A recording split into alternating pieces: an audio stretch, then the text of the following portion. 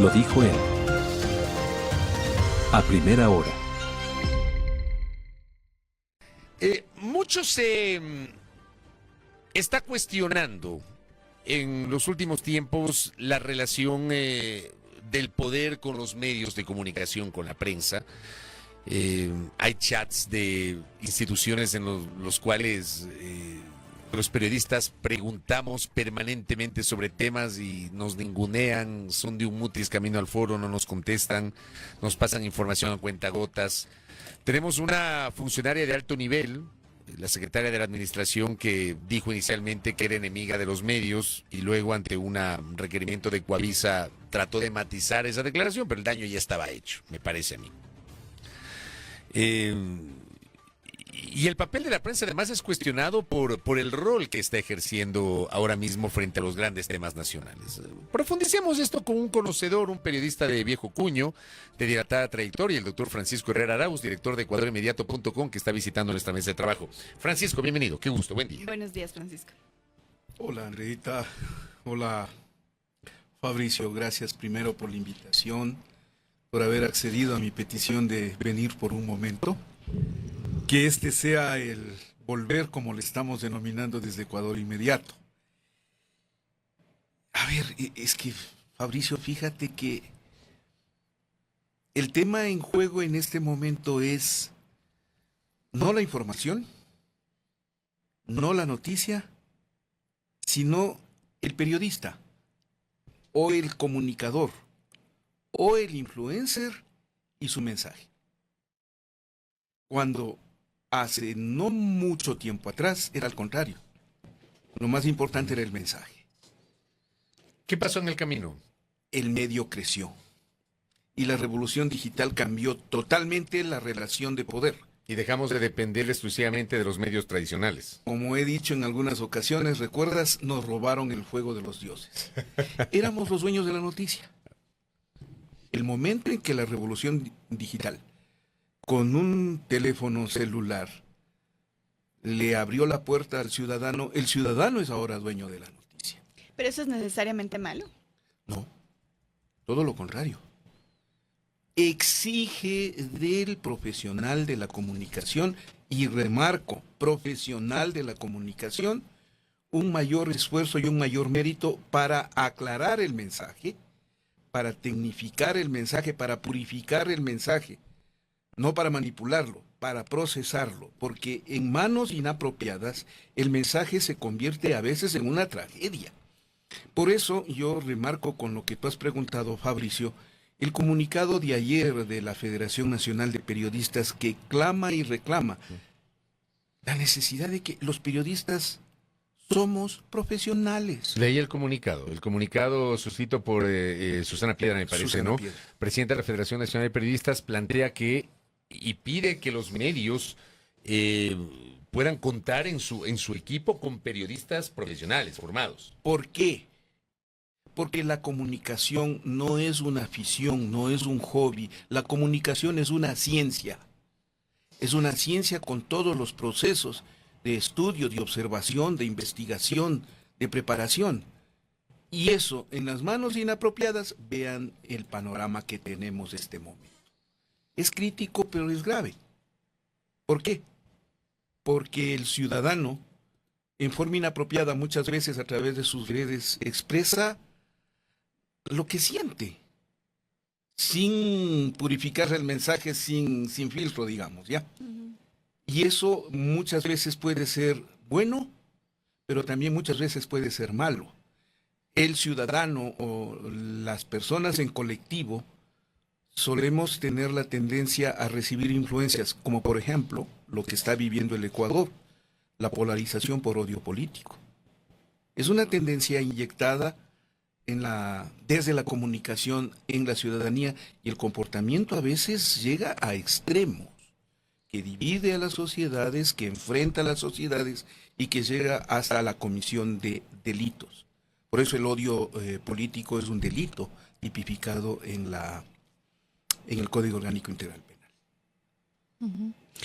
Sobre esa base, entonces, ¿cuáles son estos retos y cree usted que son digamos, no sé si decirlo así, pero retos fáciles, digamos, para el periodismo como tal, qué es lo que debe ser. Yo, y lo escuchaba también ahora mismo, no es del todo malo que eso haya ocurrido, No. pero ahora, ¿cómo debe reinventarse el periodismo para que también sea una ventana de oportunidad? A ver, Andrea, y yo no creería que debe reinventarse. Mire, el periodismo nació con determinados principios que pese al gran avance tecnológico no se han detenido. Esos principios, al contrario, siguen estando vigentes. Pero El digamos, la manera de contarlo, de cómo se cuenta, las plataformas, de eso sí. Me A través parece de que esos podría medios, ser sí. o sea, una reinvención. Pero el mensaje manejado en términos profesionales sigue siendo igual de exigente, igual de riguroso, igual de verdadero, igual de creíble, igual de efectivo, oportuno, equilibrado. Esos son principios de la prensa que no han cambiado y que ahora, con la presencia de las redes sociales, deben seguir vigentes, aun cuando la presencia del ciudadano, el influencer, por ejemplo, en este momento sea de espectacularidad, no le quita la obligación al periodista, a la prensa, de preservar esos principios. Eso no los puedes mover. De lo contrario, terminarás fracasando, como han fracasado muchísimos de aquellos que han intentado hacer del periodismo, por ejemplo, un espacio de beneficio personal, un espacio de alteración de la verdad, de administración de la verdad. Eso siempre terminará mal, porque el público siempre espera de sus periodistas la verdad, el rigor periodístico, la ética profesional, la honestidad en el mensaje, la verdad creíble para que siempre pueda recibir información. ¿Crees que estamos atravesando como prensa, como periodismo ecuatoriano, una crisis de credibilidad? Es constante esa crisis. Es constante esa ¿Y crisis. cómo se matiza esa crisis o cómo se evidencia esa crisis? En el mensaje que se emite, el mensaje que estamos entregando al público.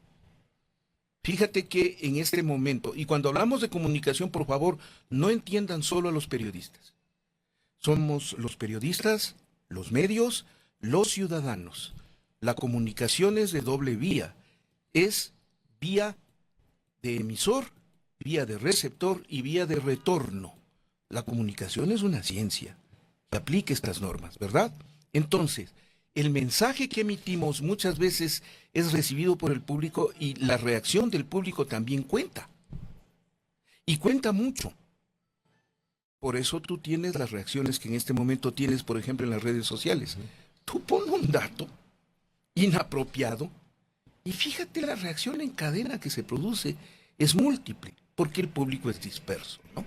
Entonces, en el caso ecuatoriano, la prensa ecuatoriana tiene que entender que en este momento las nuevas herramientas, como menciona Andreita, son un medio efectivo para purificar el mensaje, para manejarlo con absoluta veracidad, credibilidad, rigor periodístico. Y eso tiene un periodista.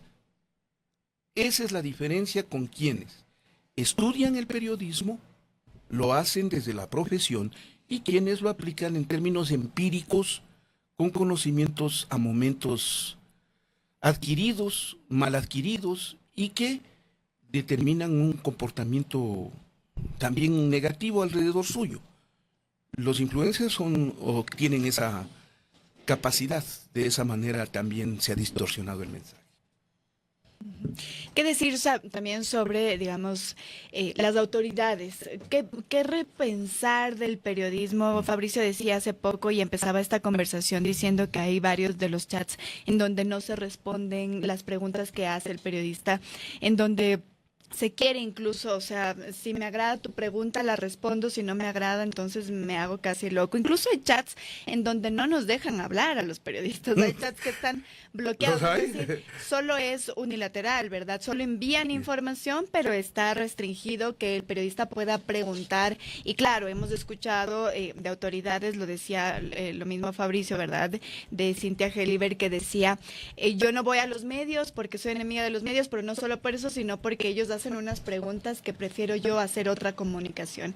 Entonces, ¿qué decir sobre ese tema? Sobre esto de no, o pensar que el periodismo no es alguien que tiene que estar fiscalizándose si se quiere, ¿verdad?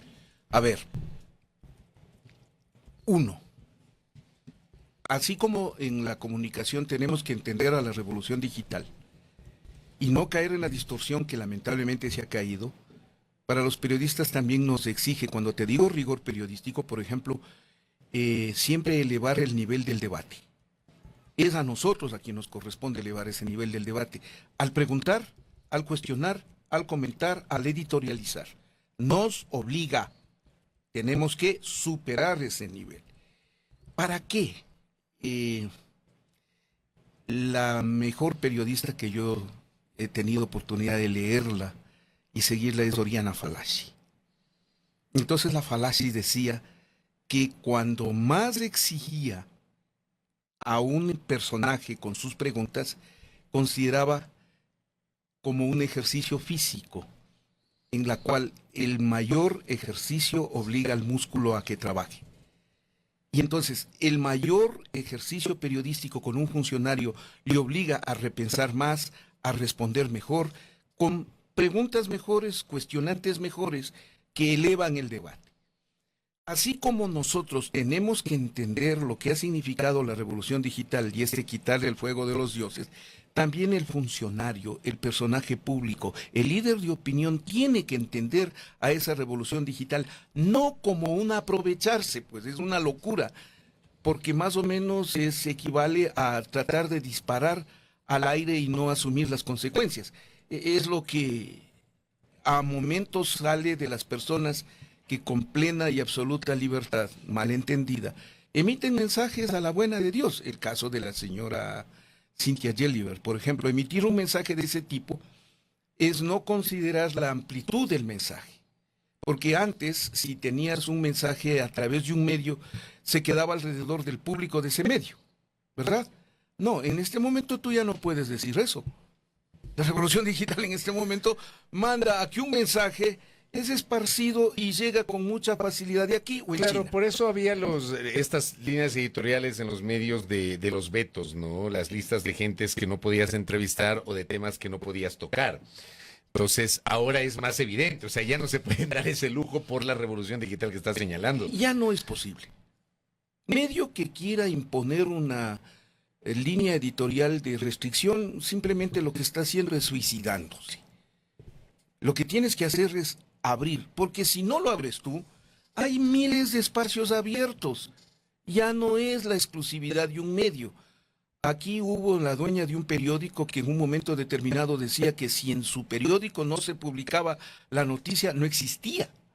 Una locura pensar en este momento así. Es tan amplio el mundo de la comunicación digital que en el caso ecuatoriano siempre debes entender que lo que tú dices aquí se multiplica afuera y lo que viene de fuera también se multiplica y se amplifica acá de manera indetenible. Mira lo que me escribe una colega, que me reserva el nombre, me dice, qué interesante lo que se está analizando ahora, porque precisamente tuvimos una conversación con otro gran colega, y coincidimos en lo que se acaba de mencionar, lo que acaba de decir Andrea, por ejemplo. La comunicación no solamente está dada desde las redes sociales, sino también desde las formas en que las instituciones van asumiendo su manera de hacer comunicación.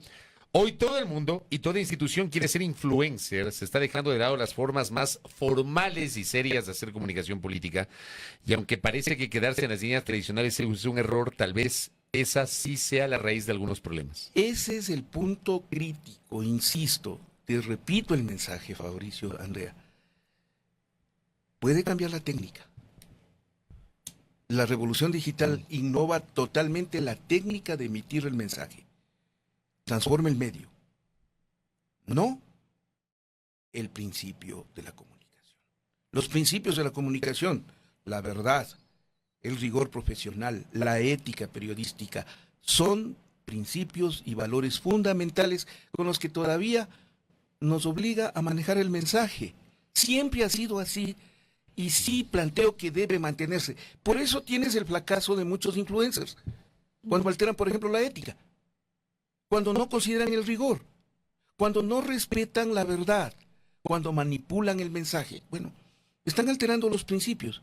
Si alteras los principios, el resultado siempre será nefasto, funesto. No.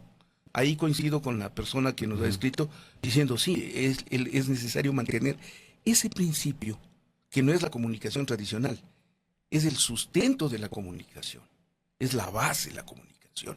Y de ahí se proyecta, bueno, con la técnica de manera infinita, ¿no?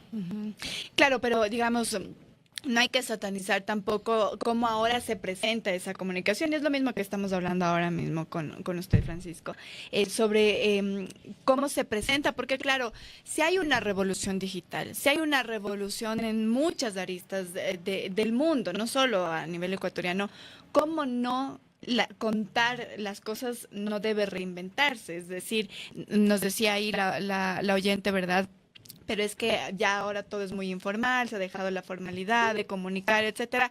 Pero ¿cómo llegas a esas otras generaciones que ya no van un mediodía, almuerzan y ven la televisión? Bueno, así pasaba en mi casa, por ejemplo, cuando estabas almorzando, cuando llegaba mi papá de la casa. Totalmente. Esperabas el noticiero de la 1 de la tarde. Claro, y todos veíamos la televisión también, tanto mientras almorzabas, oías, y mientras cenabas, No, oías. eso Ya no es así. Ya no es así. Entonces, ¿cómo hacer que la ciudadanía también se interese por lo que ocurre? Tienes que reinventarte de alguna manera. A ver, partamos de una lógica del ser humano. Andrea, Fabricio, nosotros somos ordenados en el pensamiento. Así nacemos. Así nos forman. En la escuela tú recibes orden lógico. Por ejemplo, ¿en dónde? En las matemáticas. Es 1, 2, 3, exacto, ¿sí? Y así vas actuando ordenadamente. En este momento, digamos, yo le pongo como un proceso de alteración o de caos. La información está demasiado desordenada. Entonces, para encontrar un dato, Totalmente. antes te sentabas en el noticiero. Ahora tienes que buscar en múltiples páginas, posts, en las series de emisiones en vivo o en los mensajes de los influencers. Y eso confunde al mensaje. ¿Será quizás acaso el momento de retomar ese orden? Y ahí sí vamos a lo que yo quiero expresar. Claro que sí, porque eso te iba a preguntar. Tú, Francisco Herrera Arauz fundó el primer portal digital de este país, que fue ecuadorinmediato.com. En el año 2004, 2005. 2004. 2004. Tu memoria sí es... hablando de la reinvención, tú te has como que, por cuestiones personales, te habías retirado un poco. ¿Estás reinventando Ecuador Inmediato? No. No. A ver. Y este es el mensaje de hoy. Desde hace unos 3 años y medio, enfrento una situación de cáncer. Me obligó a parar. Me obligó a parar. Y yo estoy viviendo una experiencia para la comunicación que es muy grata. Me dediqué a hacer un sector de editoriales, de análisis de la realidad de Ecuador, exclusivamente para un grupo en YouTube que se denominó Ecuador Inmediato Premium. Y a esos les ofrecíamos un mensaje, nos aportaban con los valores de pago, y durante estos 3 años y medio mantenemos esa relación. Pero ya en octubre del año pasado, cuando tienes el paro nacional, se produce un fenómeno que a mí me sorprendió. Varios de los premium me pedían que por favor abra el mensaje a todo el público, no solo para ellos. Después de un momento ya tenía una encuesta de más de un centenar de personas pidiéndome, abre el editorial, correcto, abramos, pero con la condición de que se queden como premium. Bueno, se quedaron. Y entonces tenemos una relación con YouTube interesante. Analizan en este enero nuestra propuesta de haber abierto y nos dicen, perfecto, pero ahora haz un mensaje para esa gente premium. Prepárales un producto para compensar esa apertura que realmente es grata. Y entonces por eso desde este lunes es la primera buena noticia, desde este lunes 9 de enero. De febrero. De febrero, perdón. Lunes 9 de febrero vuelvo para nuestro público de Ecuador Inmediato Premium con un producto que se va a llamar el Día a Día de Ecuador Inmediato. El Día a Día de Ecuador Inmediato es un análisis de la noticia y tras hacer el análisis de la noticia del día, nos abrimos al público para preguntas, para cuestionantes, para debate, con el fin de obtener esa comunicación de retorno, el feedback que se llama. Entonces, esa es la nueva propuesta de Ecuador Inmediato para Ecuador Inmediato Premium. Afíliese a Ecuador Inmediato Premium y consiga con nosotros este mensaje. Pero, ¿por qué? Me han pedido que vuelva, sí, y me han autorizado los médicos y mi familia. Ya.